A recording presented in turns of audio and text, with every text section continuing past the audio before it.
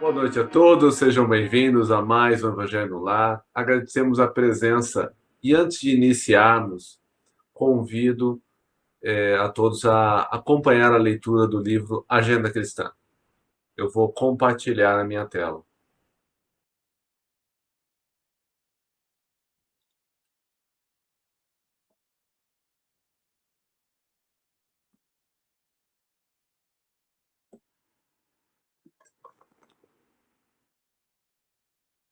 Questão de escolha.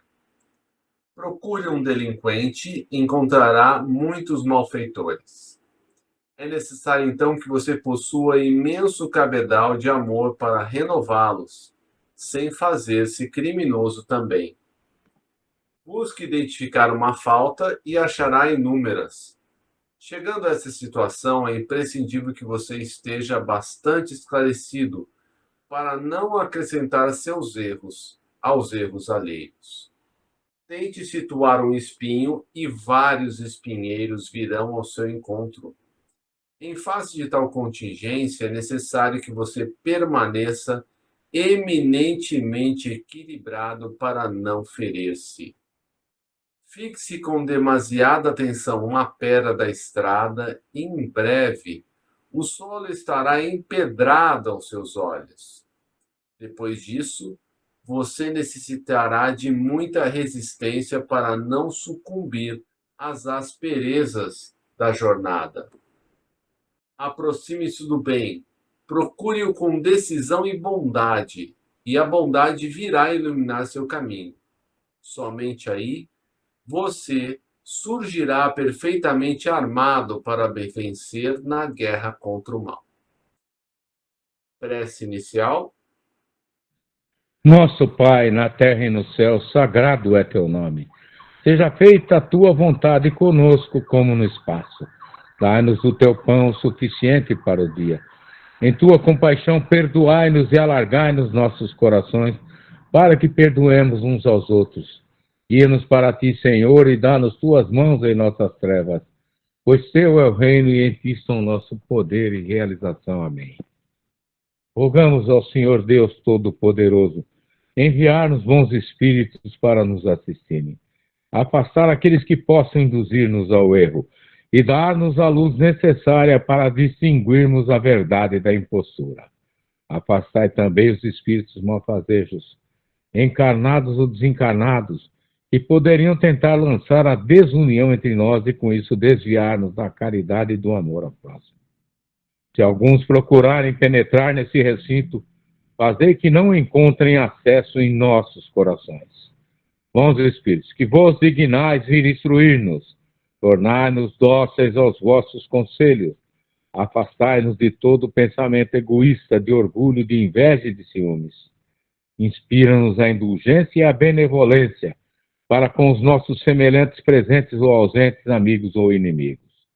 Fazei, enfim, que pelos sentimentos que nos animarem, possamos reconhecer a vossa salutar influência.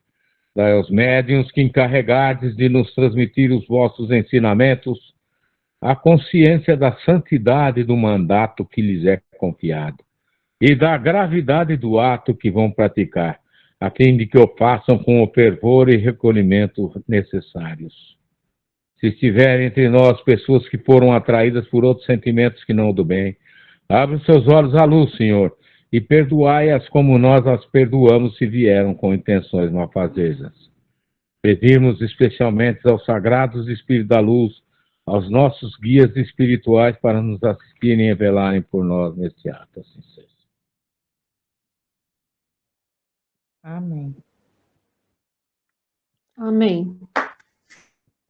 Obrigado, Rubens. O que vamos ver, minhas? Rosinha, por favor. Hoje eu estou com o Evangelho, capítulo 15, é o Mandamento Maior, página 210.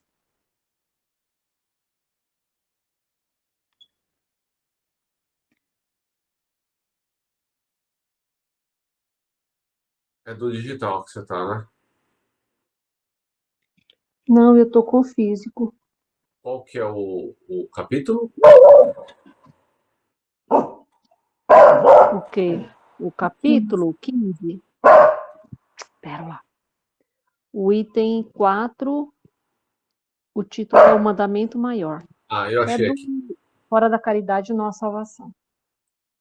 Obrigado, eu achei.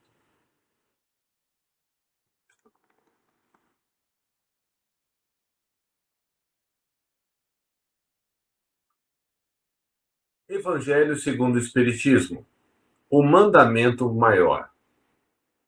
Mas os fariseus, tendo sabido que ele tapara a boca aos saduceus, se reuniram. E um deles, que era doutor da lei, foi propor-lhe esta questão, para o tentar. Mestre, qual o grande mandamento da lei? E Jesus lhe respondeu: Amarás o teu Deus de todo o teu coração, de toda a tua alma, de todo o teu espírito. Este, o maior e o primeiro mandamento. E aqui está o segundo, que é semelhante ao primeiro. Amarás o teu próximo como a ti mesmo. Toda a lei e todos os profetas estão contidos nesses dois mandamentos. Caridade e humildade, tal a senda única da salvação. Egoísmo e orgulho, tal a da perdição. Esse princípio se acha formulado nos seguintes precisos termos: amarás a Deus de toda a tua alma e a teu próximo como a ti mesmo. Toda a lei e todos os profetas se acham contidos nesses dois mandamentos. E para que não haja equívoco sobre a interpretação do amor de Deus e do próximo, acrescenta: e aqui está o segundo mandamento, que é semelhante ao primeiro, isto é, que não se pode verdadeiramente amar a Deus sem amar o próximo, nem amar o próximo sem amar a Deus. Logo, tudo que se faça contra o próximo, o mesmo é que fazê-lo contra Deus, não podendo amar a Deus sem praticar a caridade para com o próximo. Todos os deveres do homem se resumem a esta máxima: fora da caridade não há salvação. Comentários?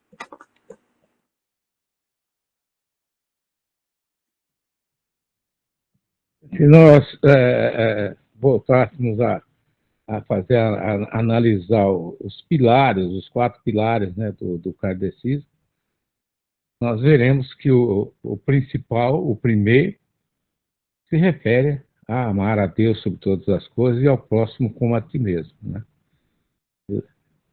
A valorização do trabalho, o perdão das ofensas e a sublimação dos sentimentos para uma reforma íntima, né, que é tão salutar ao ser humano. Então, esses pilares, quiçá nós pudéssemos, né, segui-los à risca, né, na nossa vida cotidiana, não, meus irmãos? Poderíamos ser muito felizes e alcançarmos aí a tão almejada evolução espiritual. Obrigado, pai. Por nada. Seguiremos daqui a alguns milênios, quando a Terra estiver na próxima transição, né, de mundo de regeneração para mundo feliz, né?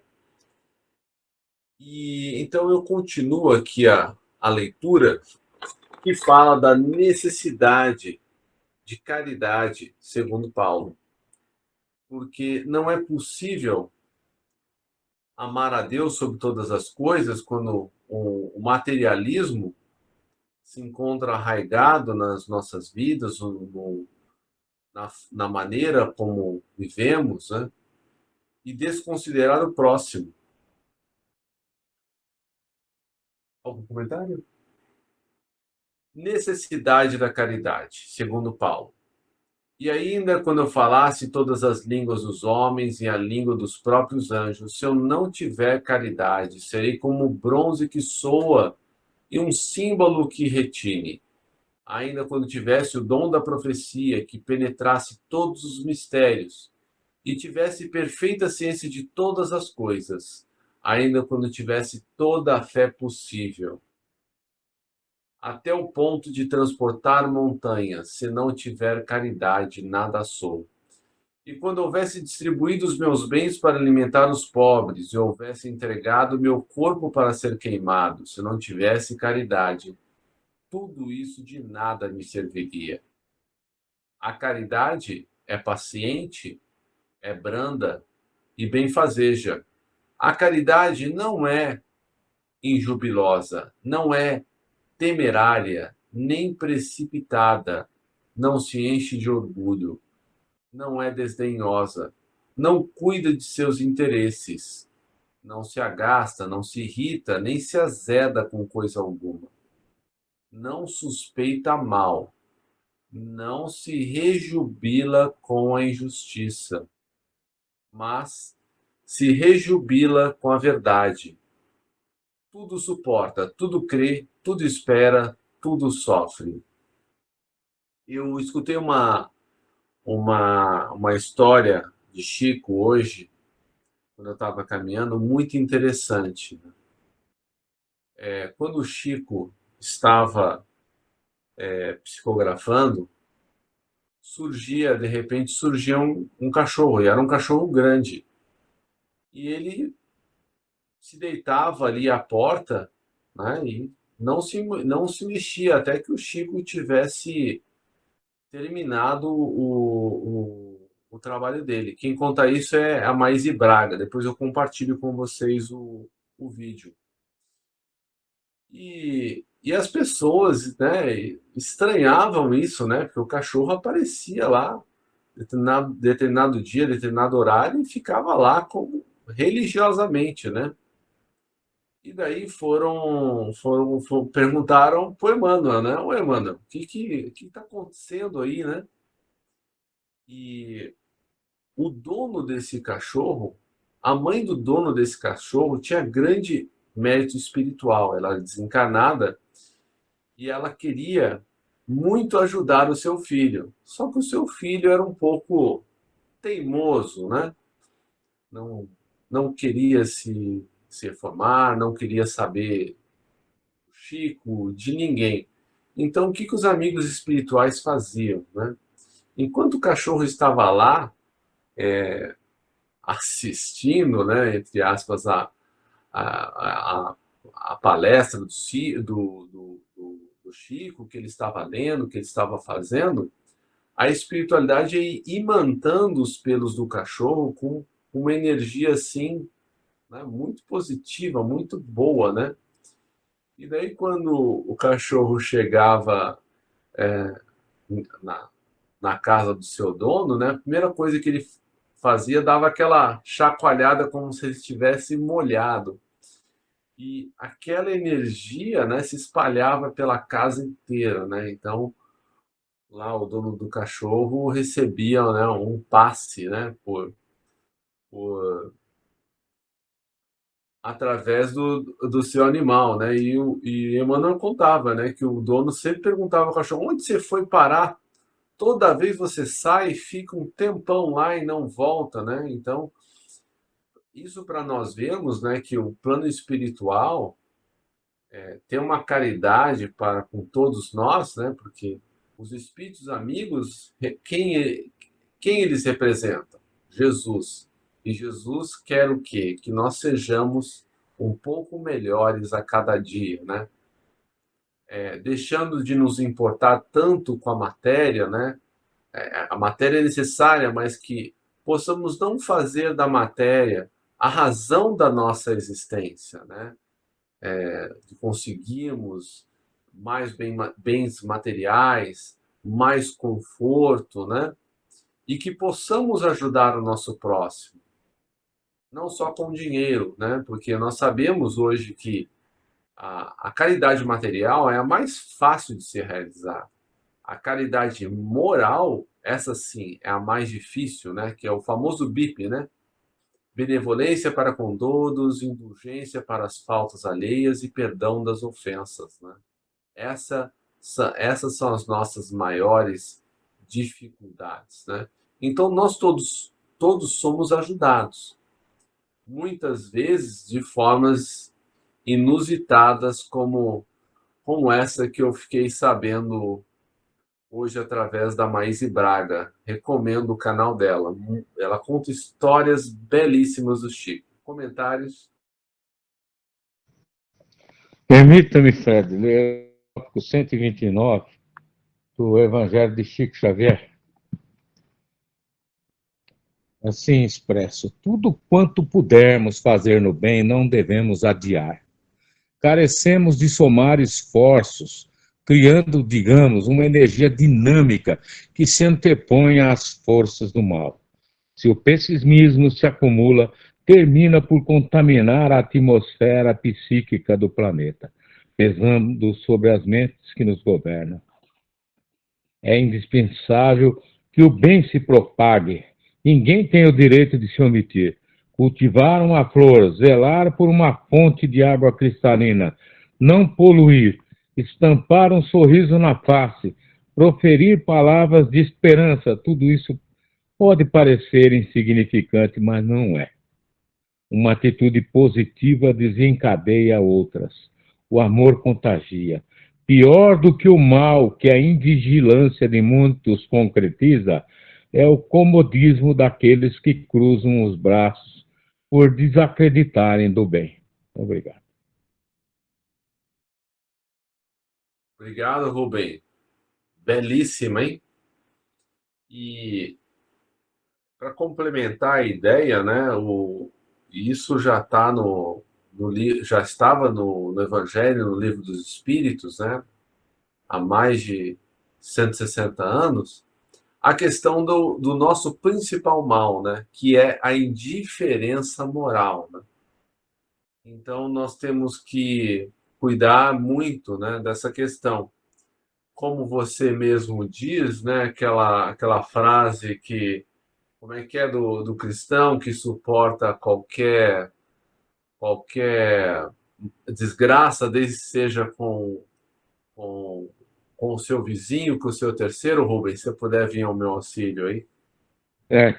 Não conheci ninguém em minha vida que não suportasse como um perfeito cristão as desgraças alheias. Né? Como é fácil a gente suportar as desgraças alheias, né? Porque ainda que elas nos toquem, nós não estamos sentindo na pele aquele mal, né?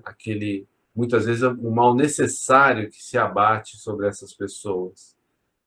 É por isso que nós temos que cuidar bastante da questão da nossa indiferença moral. Se ela já foi pior, né, há um século, 2 séculos atrás, existe ainda uma reminiscência forte dela na nossa sociedade.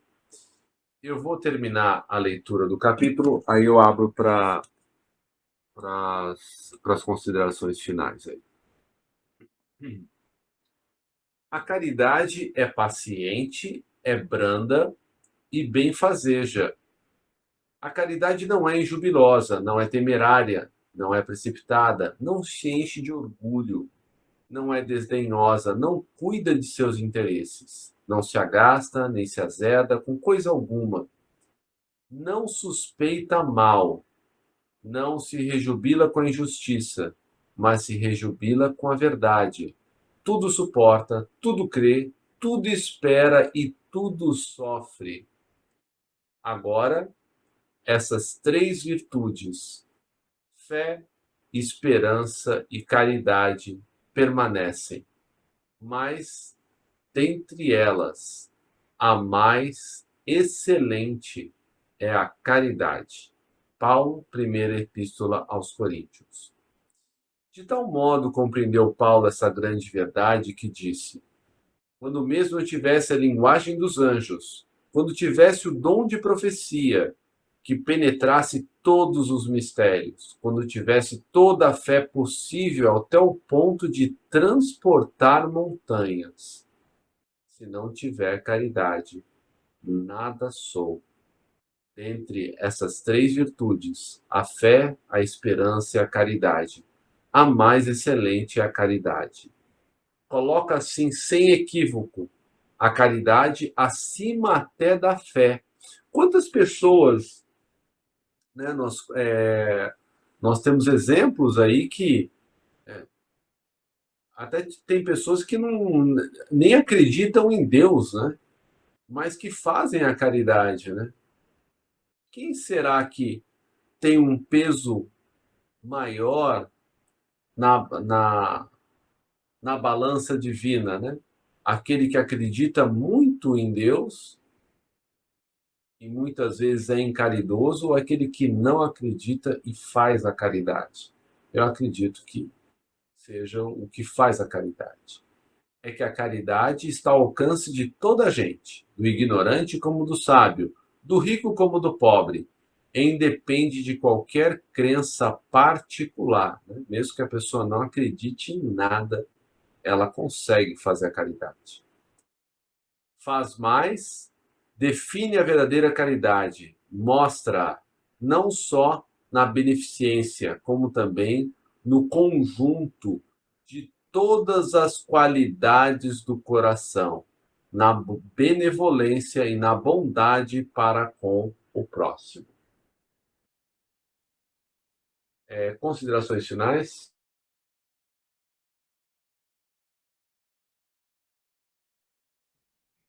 Na fé das palavras de Paulo, né? São uma, né, pontada nos nossos corações, né? E que avatar do cristianismo, né? Como esse homem abraçou a fé em Jesus, em Deus, né? Na propagação do evangelho, né? Entre os gentios, entre todo o mundo conhecido da época, né? A civilização da época.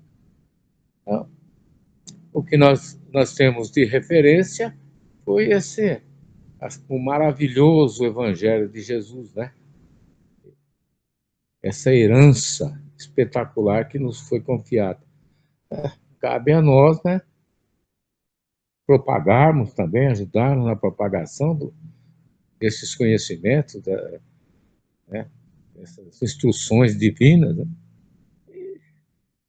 Procurarmos aí ser melhores humanos, né? Pessoas melhores, né? E auxiliar nossos semelhantes da melhor forma que pudermos, né?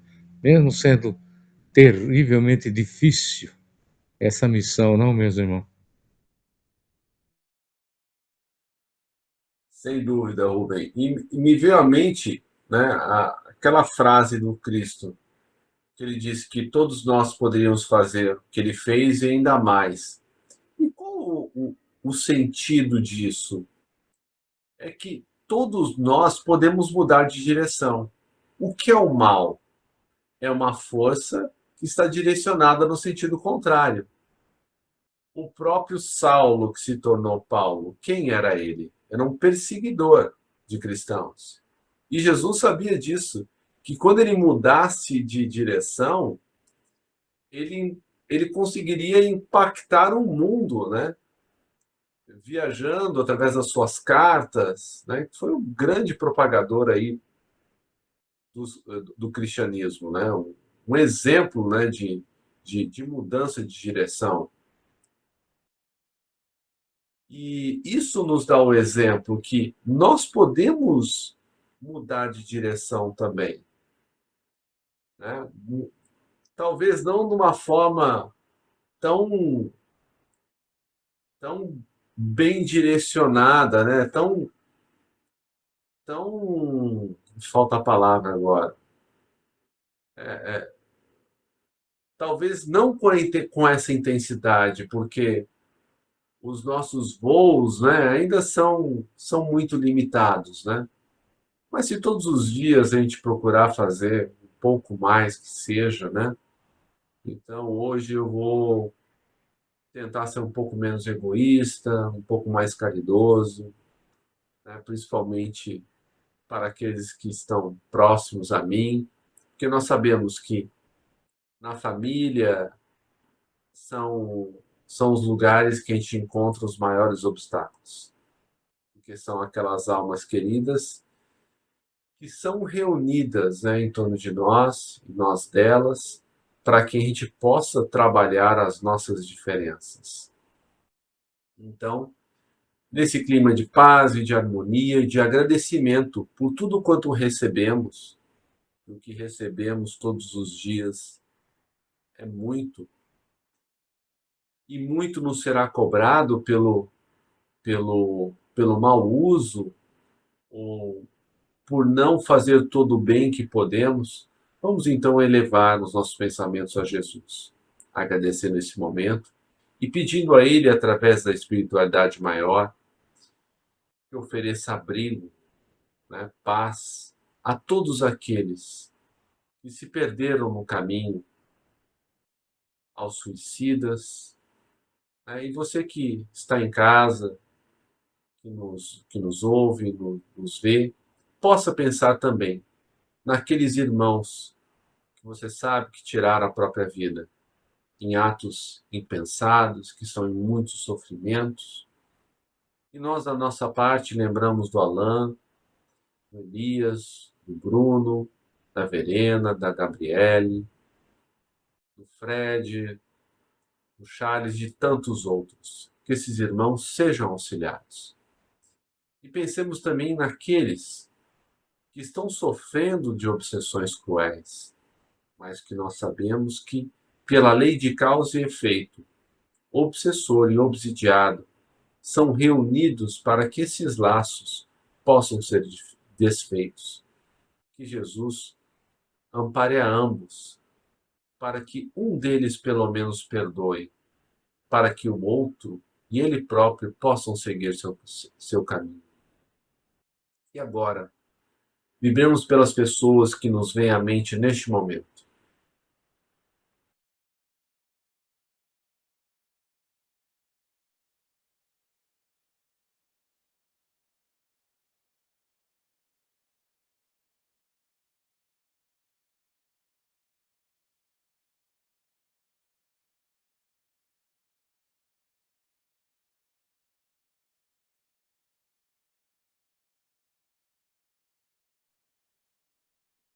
Que essas pessoas que vieram ao nosso pensamento sejam auxiliadas. Vivemos ainda por todos os homens e mulheres que detêm o poder na Terra. Que todos eles possam restabelecer e manter a paz no planeta, fazendo o melhor que podem pelos que mais precisam. Vibremos por todos aqueles que fazem a caridade, pelas igrejas, templos, seitas de qualquer natureza, centros espíritas, que fazem essa mesma caridade. E, por fim, peçamos a Jesus que nos fortaleça no caminho do bem, para que possamos cumprir com coragem os nossos deveres, fazendo a nossa parte na cocriação do reino de regeneração que Jesus nos prometeu, mas que começa com os nossos esforços diários para dominar as nossas más tendências. Que assim seja, graças a Deus e graças a Jesus.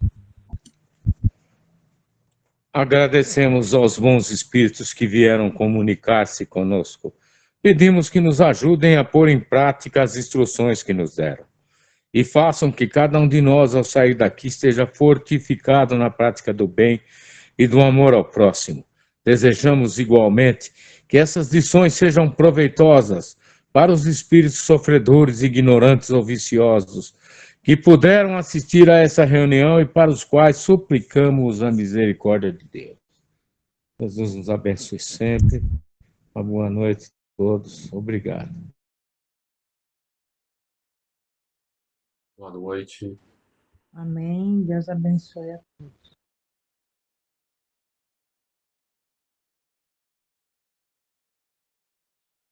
Amém.